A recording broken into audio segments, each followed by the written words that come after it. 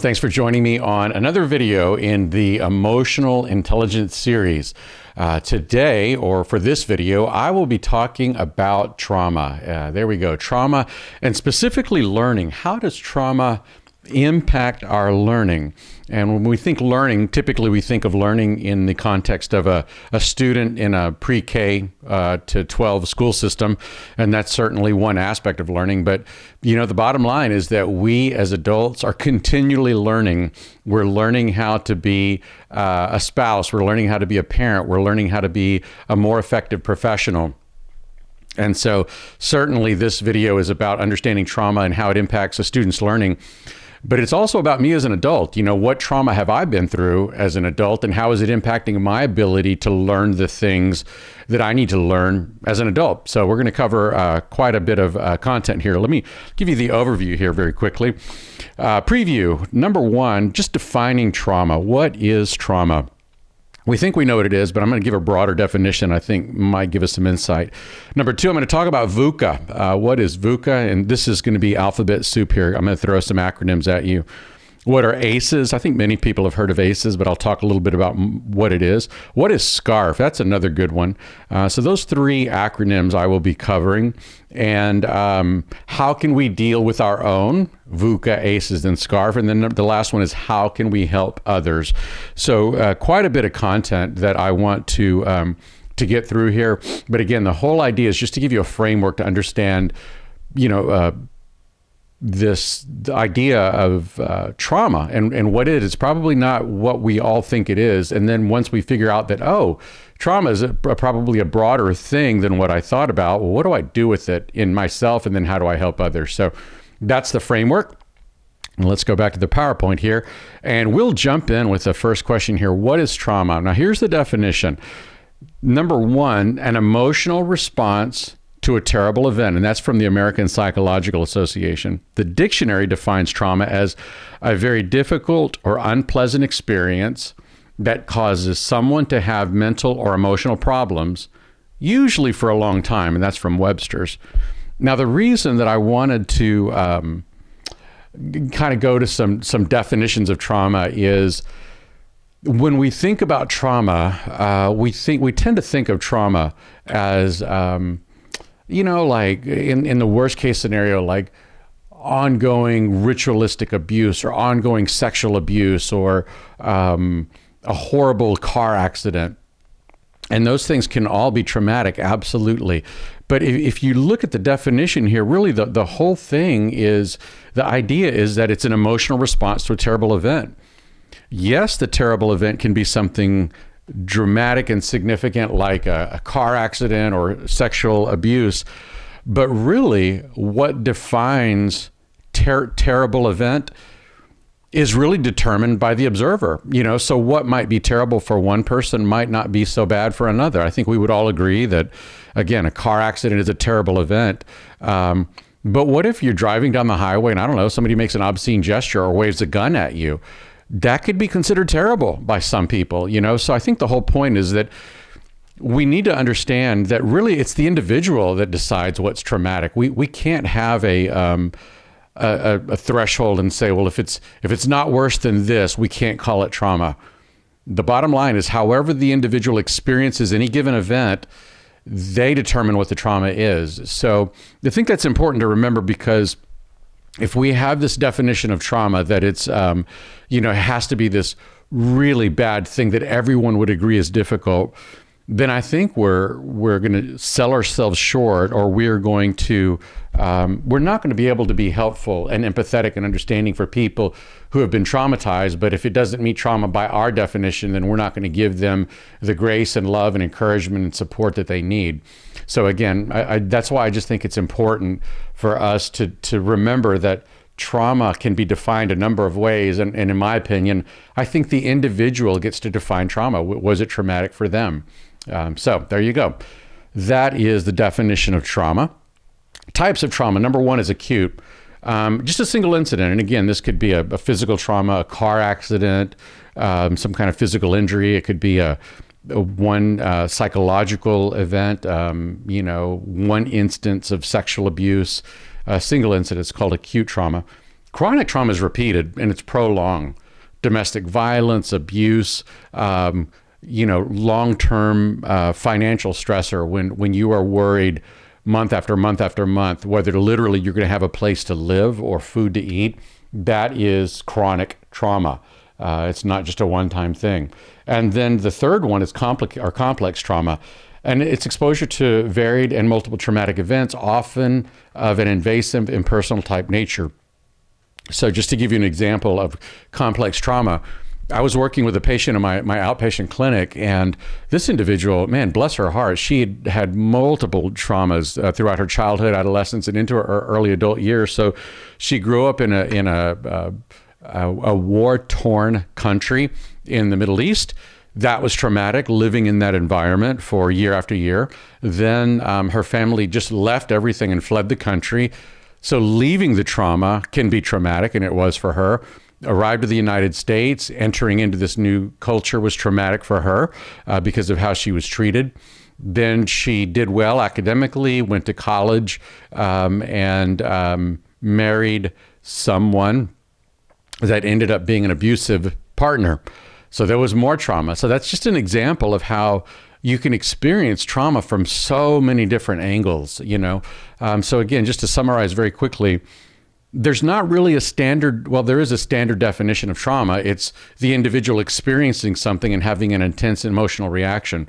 That's the definition, but we can't create a universal line and say X qualifies, by my opinion, as trauma and Y does not. It really boils down to the individual. And the individual can experience things that are acute, that are chronic and complex. So again, just to give you a sense of what trauma is and the types of trauma that we experience. So that is trauma. Now we're going to go to our alphabet soup, and we're going to start talking about all of these acronyms. The first one is VUCA. What is VUCA? So let me see. Here we go. Let me get back to the PowerPoint there. VUCA, ACEs, and SCARF. So we're going to go through this. Volatility, uncertainty, complexity, and ambiguity. That's what VUCA stands for. It stands for those four factors. So here's how we got this word VUCA. It really started in the 50s. And this was after World War II. We pretty much we scared ourselves, I think, collectively as a human race after World War II. And we were scared in the 50s. In America, the 50s was sort of this idyllic time. It was a post-World War II idealism. Things were great, but we were scared, because it's like we almost blew ourselves off the face of the planet with the atom bomb. And people were wondering, are we safe? Things feel good right now economically and societally in America, but are we safe? We're kind of scared. So people were asking political scientists, people that study that, political science, what's the deal? Are we about to have another world war? And if we do, it's not going to be good. Where are we? And so political scientists back then in the 50s said, all we know, all we can say is that the world is volatile, it's uncertain, it's complex, and it's ambiguous. That's all we can say. And that really didn't reassure too many people, but it was an honest answer. Again, that was back in the 50s. So fast forward, we're in the 90s now. And this was when the dot-com bubble burst, and there was just all kinds of horrible financial turmoil in the 90s. So again, Americans were asking, are we safe? Not so much in a war sense, but financially, are we safe? Well, a professor of economics was also happened to be a fan of history. And he was being asked this question. This professor of economics was being asked this question in the 90s, are we financially safe? And he remembered reading what political scientists were saying in the 50s. And he said, well, as a matter of fact, all I can say about our financial situation right now is that it's volatile, it's uncertain, it's complex, and it's ambiguous. So then VUCA, this VUCA thing started to become part of our lexicon. We used it to describe this reality that we were in. Then fast forward into the 2000s and early 2010s, and we see that kids are struggling with mental illness like never before. And now America was asking, first we ask, is our country safe in the 50s? Then in the 90s, we ask, are our finances safe? And now we're asking, are our children safe, because they're dealing with tremendous mental illness? And so people like me, psychologists, people that work in the field said, back to the slide here, all we can say is that kids are living in a world now that is volatile, uncertain, complex, and ambiguous. Keep in mind, this was before the pandemic. Before the pandemic, we were describing kids' worlds as volatile, uncertain, complex, and ambiguous. But after the pandemic, it's even more of that. Then you factor in social media and technology. Technology is changing things so quickly, so much so that, let's say I graduated high school 4 years ago. I went through college, I got a degree, and this is my first year of teaching. So let's say it's 5 years from me graduating high school, and I'm a teacher now. Well, the deal is that in the 5 years since I left high school to now that I'm teaching high school is a different experience for kids now than it was even 5 years ago when I was a student. And it's changing like every 3 years because of the technology and the apps and all of that. So all of this is to say that we are living, and our kids are living, in a world that is increasingly volatile, increasingly uncertain, increasingly complex, and increasingly ambiguous. So you think about that reality and you think, well, it's no wonder then that any individual, any child on any given day could wake up and experience trauma, experience something that they perceive as deeply unsettling to them that causes an emotional reaction. So there's just something about the life that we're living now that predisposes us in some ways to experience trauma, maybe a mild trauma, but trauma nonetheless. So that's just one thing to keep in mind about why we're experiencing trauma, is the whole VUCA factor. Now let's talk about ACEs. And I think a lot of people have heard about ACEs and what it is, but let me kind of go through and explain it. And then I'm going to show you a little test you can take. So ACEs, if you hadn't heard of it, it stands for Adverse Childhood Experiences. And there are different categories. There's abuse, physical, emotional, or sexual. There's neglect, physical neglect, emotional neglect, and then there's household dysfunction, mental illness, incarceration, abuse toward parent, substance abuse, and divorce. So those are all just, again, back to the definition of trauma. What is trauma? It's any individual experiencing any one of these things and having an intense negative reaction to these things. So again, you can see when you look at that layout of what can contribute to trauma, it doesn't have to be, this horrific ritualistic sexual abuse or anything like it. Could be any one of these things that a child experiences and has negative emotional reaction as a result of that. So that's what trauma can be. And so these are ACEs. So again, many of you probably have heard of that. Let's talk a little bit more about this. What do ACEs do? Well, they create huge risk factors. So in terms of health conditions, this is kind of an inverted way to look at it, but children who experience ACEs are 44% less likely to be resilient against depression. Or maybe another way to say it is they're 44% more likely to have it. There's heart disease. Who would have thought that experiencing trauma would impact my heart health? But that's exactly what it does. Asthma, kidney disease, stroke, coronary heart disease, all of these medical issues, the likelihood that I will experience them increases if I experience adverse childhood experience, which is staggering. It's just staggering to think about how the consequences and the implications of ACEs are so far-reaching in so many areas of our lives for so many years into our future. So there you go. Health risk behaviors. You're at increased risk of smoking, of heavy drinking, increased risk of unemployment, decreased education, lack of health insurance. That's what ACEs do. They are extremely far-reaching in their negative effects. So then the next question is, okay, Adam, I get it. These are ACEs. They can be traumatic and they can have significant and long-term negative impacts. Well, how do you know about your childhood and whether you experienced them?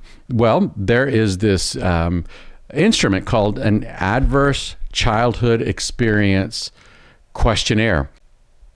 And when you look at this, you'll see that, again, it's a standard questionnaire. This is often used by social services, pediatricians use this to screen for trauma in children, pretty commonly used. And so I'm going to click on this, and then this is the actual questionnaire here. And so like question number 1 says, while you were growing up during your first 18 years of life, did a parent or other adult often swear at you, insult you, put you down, or humiliate you, or act in a way that made you afraid that you might be physically hurt? Yes or no? And then if yes, enter 1. So that's question 1, question 2. And as I scroll down, you'll see that there are a total of 10 questions. And then you answer your total yes score. And then there are some instructions here for interpreting the questionnaire. So again, this is a commonly used screener to assess for the presence of childhood trauma. So that is that. And then let me just escape out of this real quick and go back to my PowerPoint. Again, used in social services, protective and family services use this, pediatricians use this all the time. We use it in schools a lot to assess for trauma. You take the little test there, and let me say this. If you wonder whether you've experienced trauma and you're like, maybe I have, maybe I don't know, maybe your childhood wasn't idyllic, I really encourage you to go through and take the test just on your own and think back to your childhood, because you might be surprised to find that you've experienced trauma. Again, and you're thinking, well, I was never, again, ritualistically abused by a satanic cult or some kind of Hollywood or, I don't know, stereotype version of what we think trauma is. Go through and answer these questions so that you'll see what these stressors are. And I think it'll give you maybe a different way of thinking about it. I know when I took it, I knew I had a bad background, difficult childhood, but my score was 7, and it was just really sobering to me, and helped me realize, like, Adam, you've got stuff to deal with. I've known that for a while, but when I took this test, it really put things into perspective. So let's go back to the PowerPoint. Here is the PowerPoint. Now, what happens is this is like, for example, what pediatricians would do to interpret the score. So, a score of 0 to 3. Low risk, but look at that, 4 or above. If you score 4 or above on that, then the deal is that you're going to be high risk for all of those things that we just talked about. Again, I just think that's pretty telling and pretty sobering when you think about how answering yes to 4 of these questions can have a negative long-term impact on your health and your physical and mental well-being. So that's ACEs.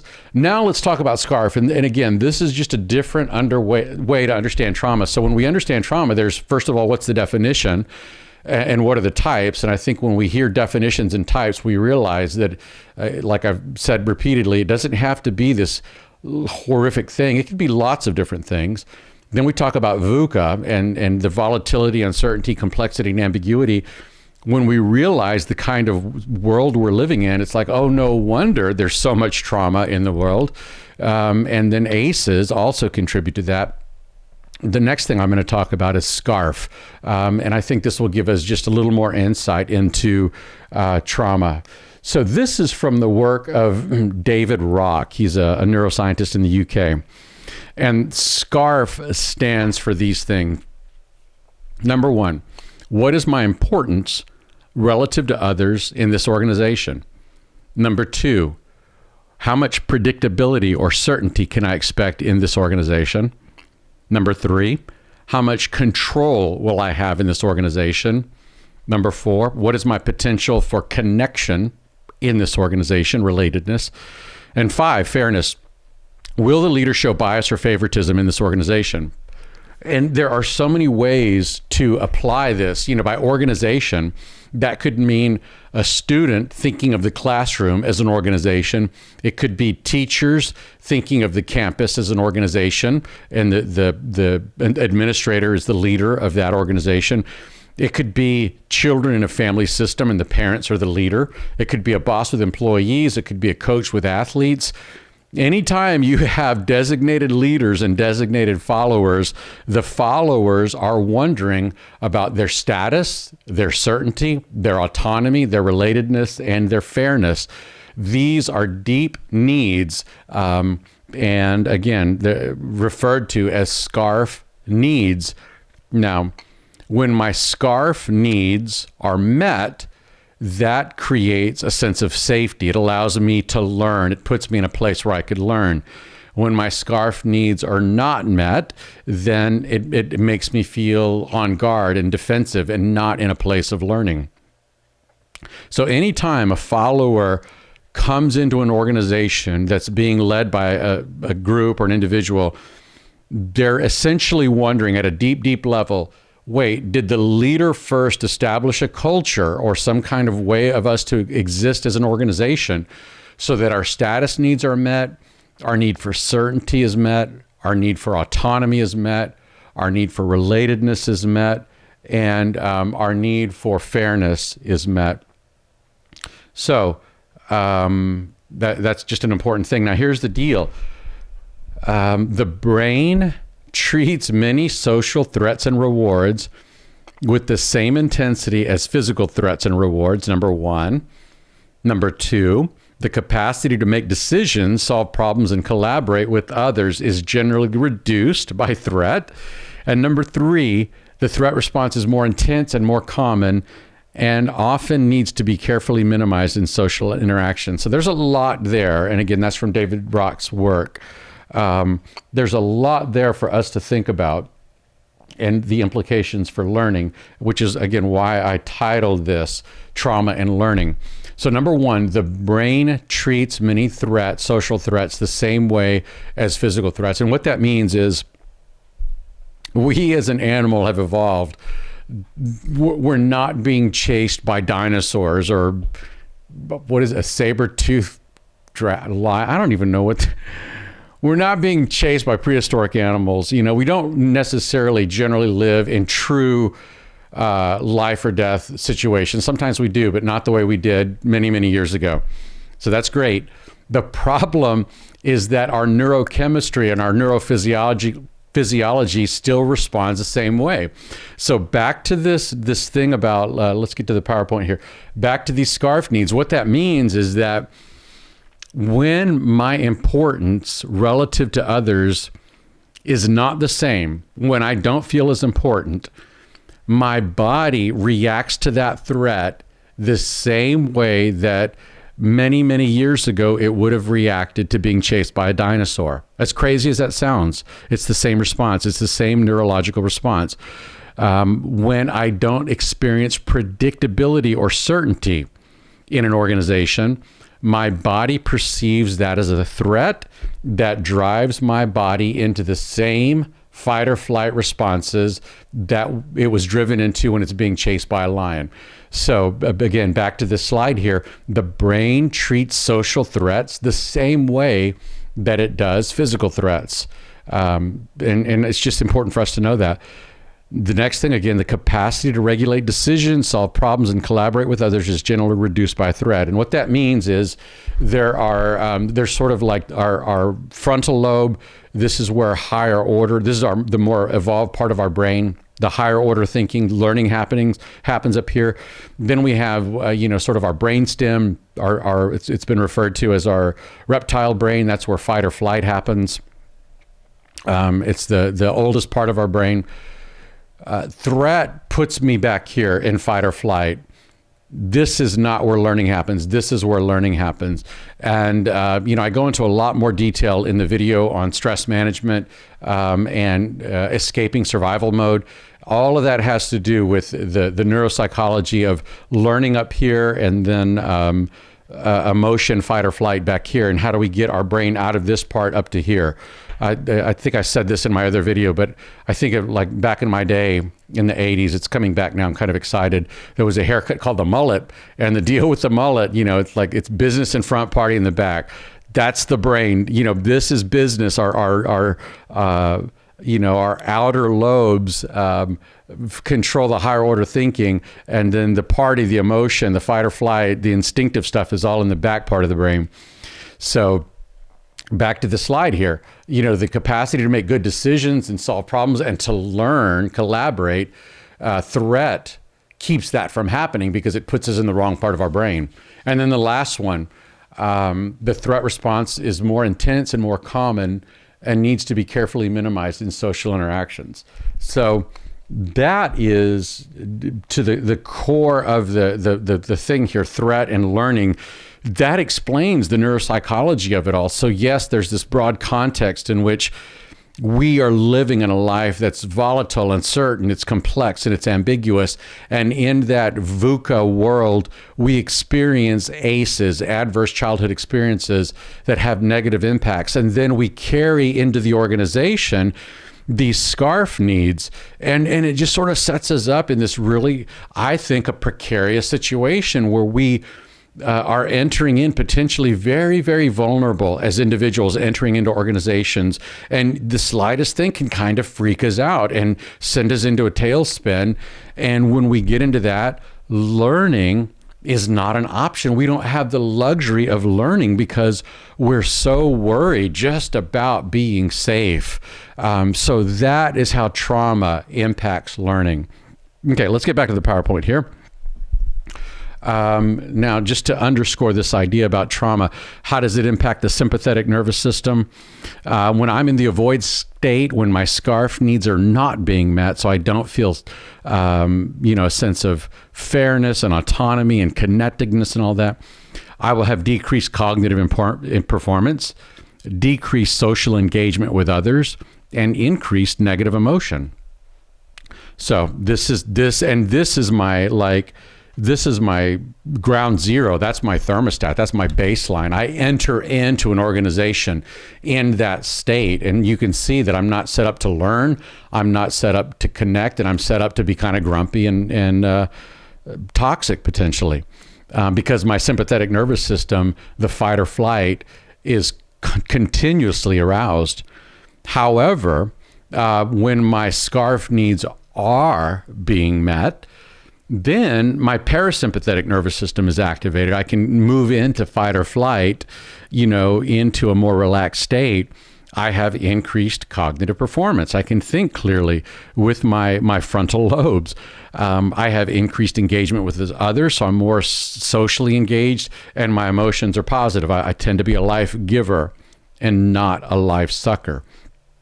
So again, all of this is just to kind of explain how the environment sets us up to experience trauma, and then how trauma impacts how we enter into an organization with these underlying psychological needs that, when not met, reinforces the sense of being traumatized in the traumatic experience.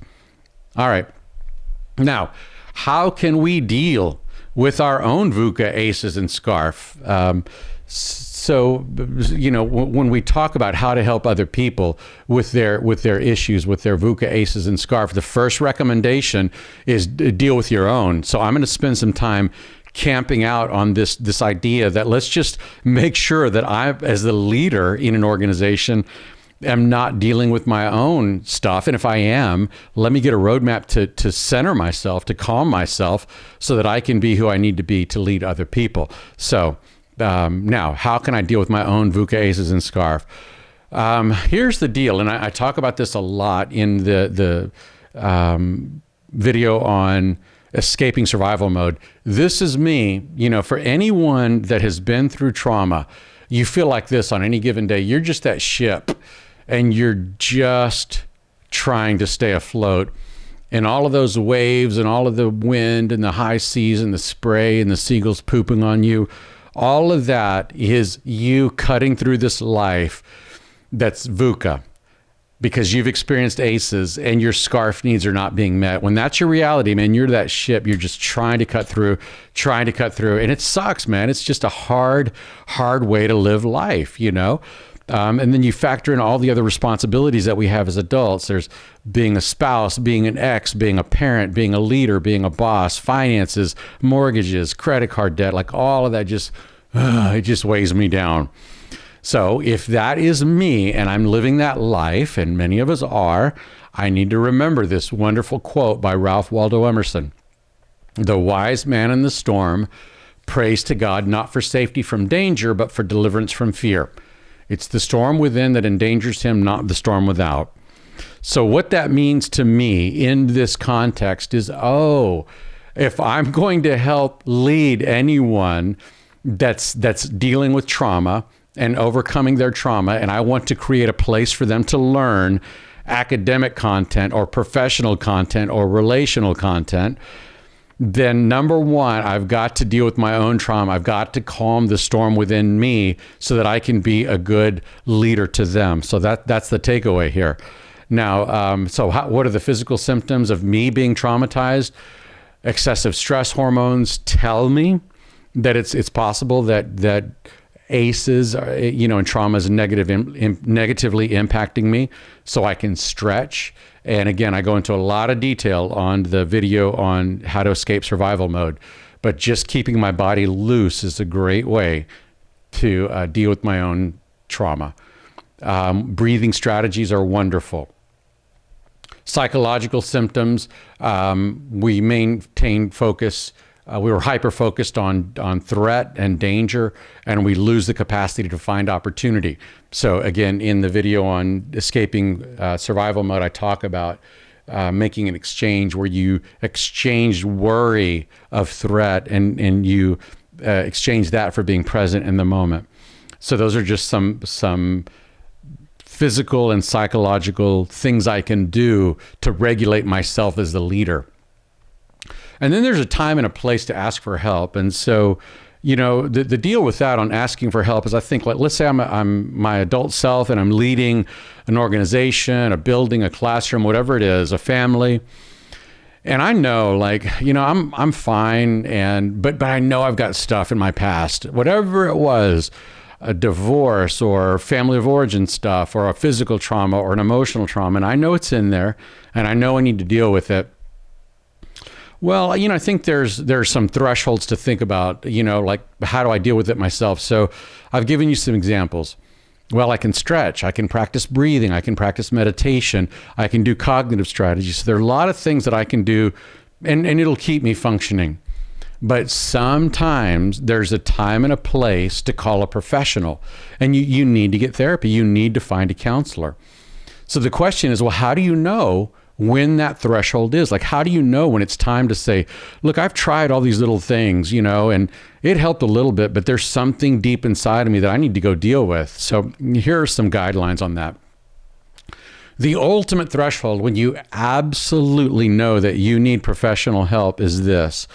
It's when your symptoms keep you from living your professional or personal life, meaning, when are you at a point where you're about to lose your job, or you keep losing your job? And it's because of you. It's because you just can't function. Or maybe you can live your professional life, but your personal relationships are horrible and you can't keep a marriage, or your relationship with your children is toxic and you have no friends, or you're cut off from your family. When you can't do work or when you can't do relationships because of your own stuff, that's when it's time, absolutely get professional help. There's this axiom in psychology that says, if the behavior doesn't change, the intervention is not working. If the behavior doesn't change, the intervention is not working. And what that means is, if I have problematic behavior at work or problematic behavior in my relationships, and my intervention has been I'm trying breathing strategies, I'm trying to stretch, I'm trying to do these cognitive reframes, I'm doing everything that I was told to do, but I still have problems, then that intervention's not working, and it's time to find deeper help. So that's the first threshold, is if I can't do my professional life and if I can't do my personal life, I need professional help. But the ideal threshold is when my symptoms keep me from living my optimal professional or personal life. So what that means is, let's say you've got trauma or you've got your own stuff and you know you need to deal with it. Like you've got this gut feeling, and maybe you go back and take the ACEs questionnaire and you scored 4 or 5 or 6, and you're like, yeah, I know I got stuff. But you say, well, but I've kept a job, and I'm still married, or I've got decent relationships. Well, great. I mean, back to the slide here, in the ultimate threshold, you're fine. But it's the thing about this. Do you want to say, yeah, I just want to get through life? Or do you want to say, no, I don't want to just get through. I don't want to just survive. I want to thrive. I want to be the best that I can be in my occupation. I want to have the best relationships, not just, it's like sort of like back in college when you take a course, you could take it pass, fail, or you could take it on a 4.0. Well, you can grade your life and say pass, fail. I'm passing. I'm fine. I'm keeping a job. I've got some relationships. Well, that's great. But what if you want to say, I want to level up? I don't want to just have it like 2.0 and go, as I used to say in undergraduate school. I don't want to just make C's. I want to make A's. I want to have the best grade point I can have. Like I want to be the best me I can be. Then you might start thinking, well, I need help. Yes, I can do these breathing strategies on my own and stretching and practice all these strategies, and it's going to keep me in the game. But I want optimal. Well, then you find a counselor and you start dealing with your trauma so that you can find optimal functioning. So it's just things to think about. So, and again, if you do get to a point where you say, pass, fail, I'm failing, I need help. Or if you say, I'm passing, I'm living my life, but I need help. I want help to find optimal. Then where do you go? And I think there are 3 domains that we can go to. Number 1, talk to friends and family. If you've got provided I should say that you've got healthy friendships and healthy family relationships. You can also find lots of help in your religious community. Whatever your religion is, enter into that religion and find religious leaders, that can help you find peak performance, find optimal, and deal with your trauma. And then, of course, the last arena to ask for help is professional. So I think there are three ways to understand where to find help, 3 buckets. There's my friendship, family bucket, there's my religious bucket, and then there's professional people that are licensed and trained to help. That's where I can go for help.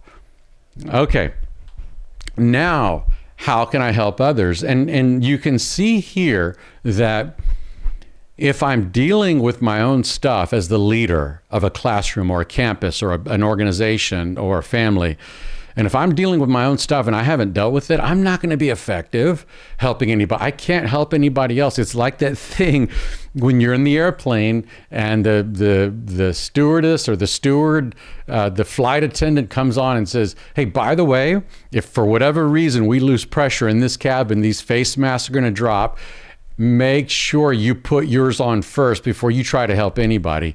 That's what we're talking about here. So make sure that you put your own sort of trauma face mask on before you try to help anybody. So then you say, okay, I got it, Adam. I got my face mask on, or I don't need one. I'm fine. How do I help others? Okay, well, let's jump right in. Number 1, psychoeducation is key. And what that means is just providing education about a certain condition or situations that cause distress. So that could look like a lot of different things. So let's say that I'm leading an organization and we've been through trauma called a pandemic. So what trauma can that lead to? Financial trauma, professional instability, just to name a few, and then physical illness. Those are 3 huge. So if I'm the leader of organization, psychoeducation looks like me as the leader saying, look, guys, we're living in this time where we're experiencing extreme difficulties, a lot of job instability, a lot of financial instability, and a lot of illness. And all of us are subject to that. So just know that we as an organization, we're aware of this reality.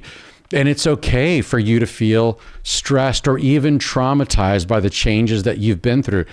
Just naming it, just labeling it, just giving people permission to be human goes a long, long way. And then say, if you're wondering about trauma and what it is, and have you or have you not been traumatized, well, these are some common symptoms. You have difficulty sleeping, you're not eating healthy, you have compulsive behaviors, whatever it might be. So it's just that you don't have to be a psychologist or a licensed mental health professional. Somebody in HR can provide this training. You can find training online. A video like this can be shown at an organizational level. That is providing psychoeducation. And just being willing to acknowledge this elephant in the room and to give language and a framework to talk about it, that goes a long, long way in allowing people's scarf needs to be met. So psychoeducation is a huge one. Next one, relationships are important. And I talk about this a lot in my video on stress management. There's a specific way that we relate. There are 4 categories that are helpful. So if I'm leading a group of people, I want to ask them, do I need to be a sage to this person? Do I need to be a hero to this person, a caregiver, or an everyman? And I'm not going to go into the details on what those 4 roles are.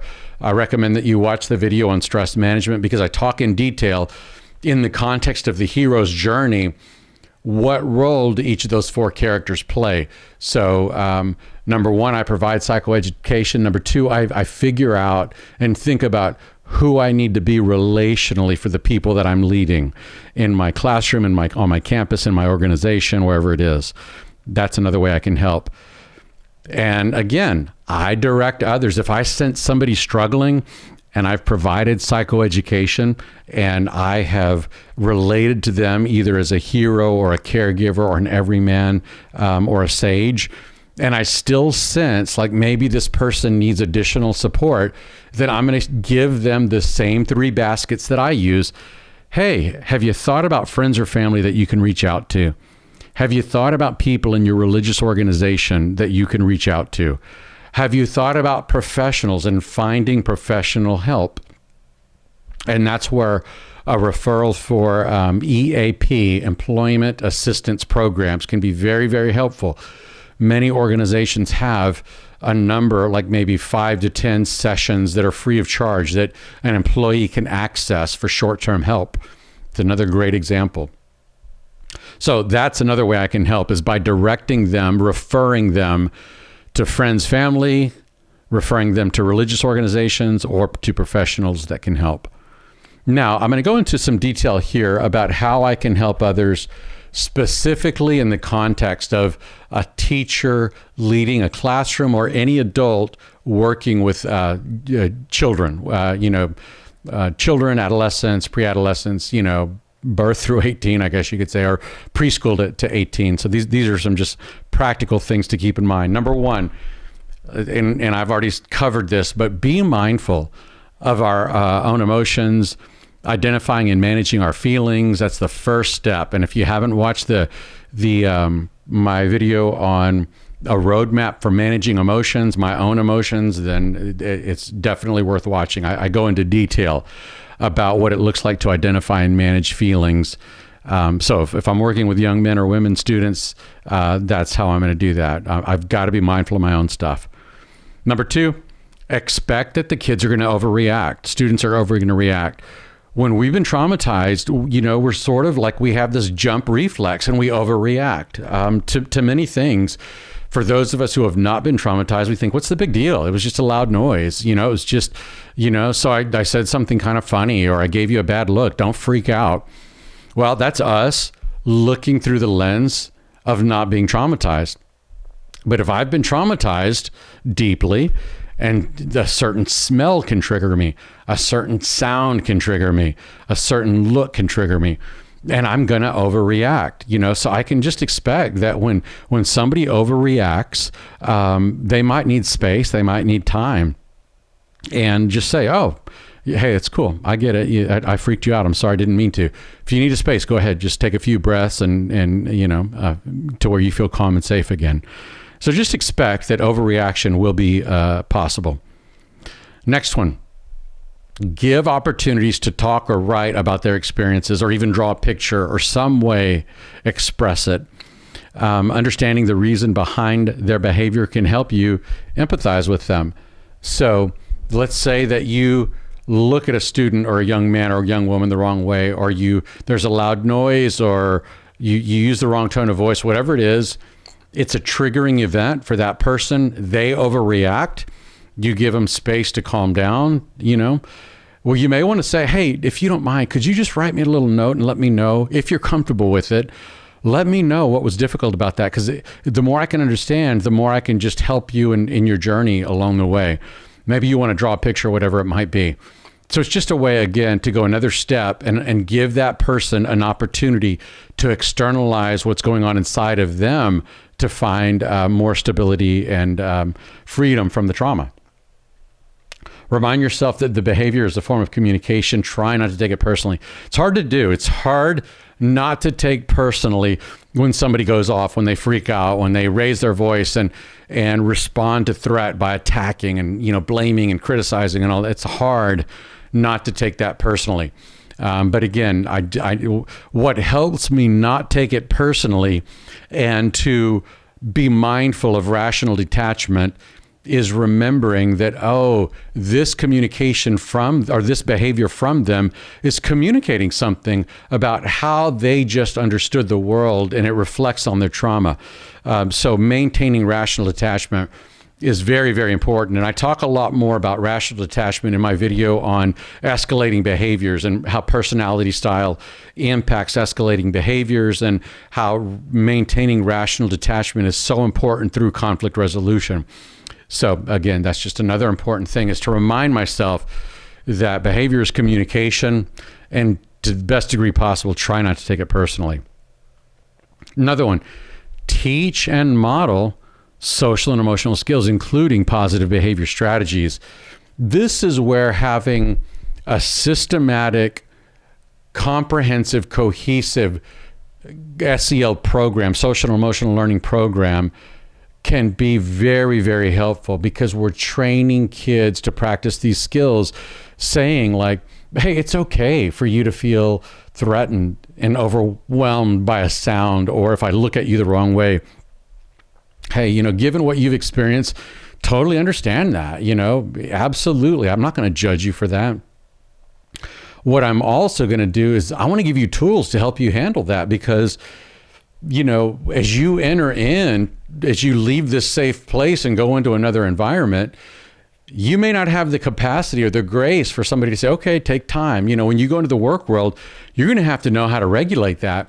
And part of what we want to do is train you and teach you to have a skill so that those triggers are not triggers anymore, which is why having a dedicated curricula over time can be so helpful and so important in our work. So again, we want to whatever degree possible, have some kind of systematic thing in place.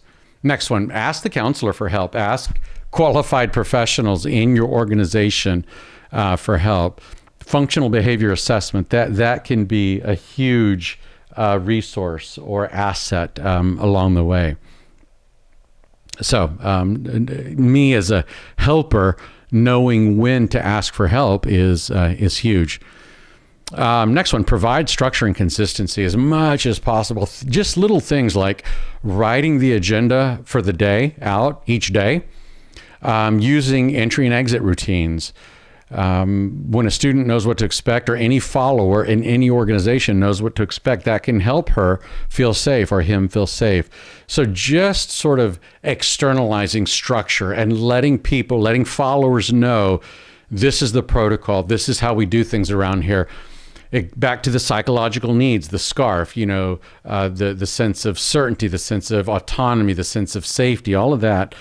When I externalize structure by writing it, by communicating, by having predictability, All of that just soothes anxiety. It decreases the likelihood that anyone will get triggered or caught off guard. So that's another practical thing that I can do. And the next one, ease transitions. Give warnings ahead of time. We got 3 more minutes and then we're going to fill in the blank.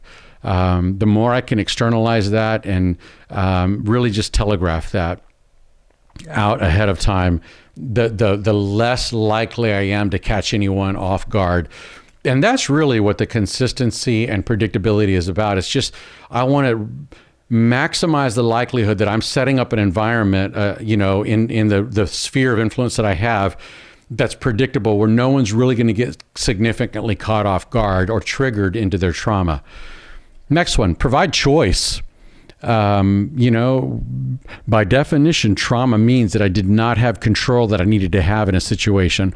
So the more I can offer options, the more sense of autonomy followers are going to feel, and that soothes their anxiety.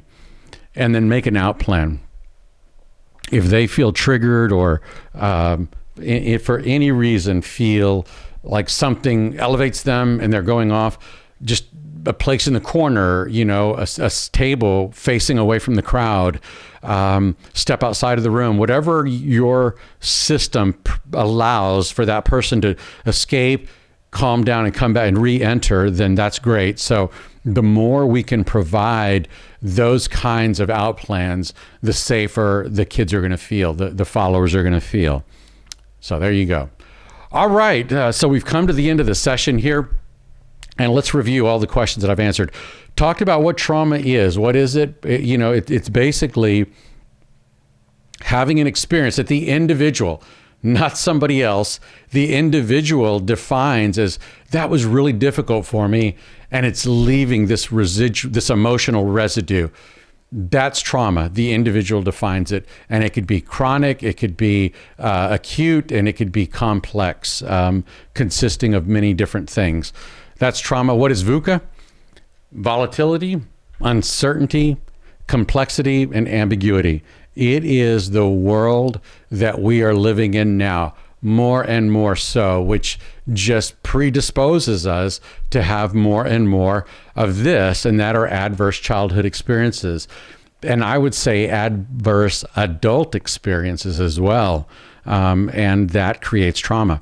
SCARF is the psychological these psychological needs that we have to feel safe, to feel contained, so that our trauma is not re-triggered, so that we can fully engage our learning brain and get out of our fight or flight reptile brain.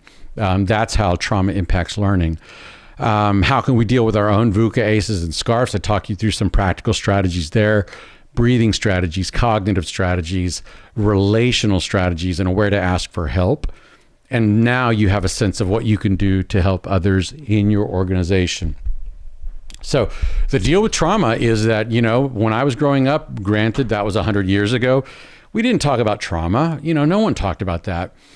And now I just think we're living in a world, even before the pandemic, we were just increasingly and collectively becoming more traumatized before this global pandemic. And now we're not doing well.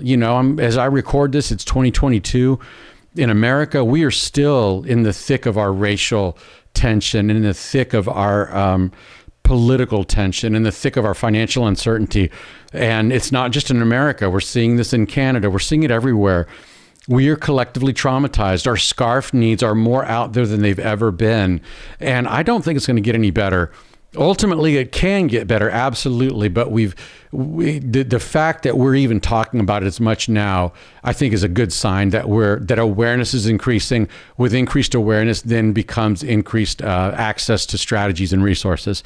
So I hope this was helpful for you as you think about the possibility of a trauma that you have, and now you have some skills that you can put into practice to help other people that you are leading. Okay, thank you so much.